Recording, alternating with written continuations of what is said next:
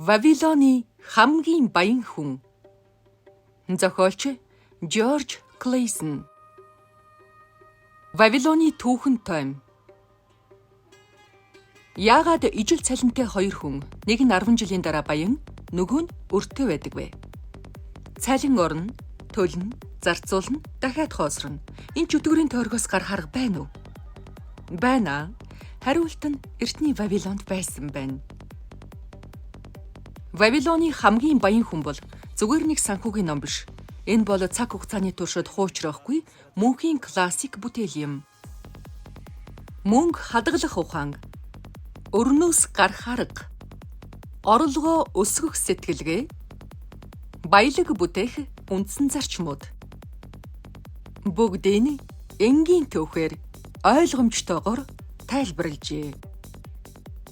Дэлхийд даяар саяхан уншсан энэ номыг та одоо монгол хэлээр сонсох боломжтой боллоо.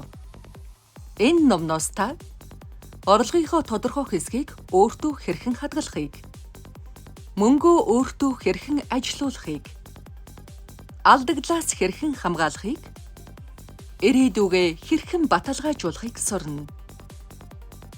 Хамгийн гайхалтай нь эдгээр зарчмууд 100 жилийн өмнө ажилласан, өнөөдөр ч ажилласаар л байна. Зарим ном зугаацуулах гэж бичигддэг. Харин энэ ном таны мөнгөтэй харьцах хандлагыг бүхэлд нь өөрчилнө. Хэрвээ та санхүүгээ илүү зөв удирдахыг, өрнөөс гарахыг, ирээдүгээ илүү баталгаатай болгохыг, баялаг бүтээх суурь тавихыг хүсвэл энэ ном таны дараагийн сонсох ёстой ном байх нь гарцаагүй. Өнөөдөр эхлүүлэхгүй бол маргаарч урдих шиг л үлдэнэ. Вавилоны хамгийн баян хүн. Та яг одоо аваарай.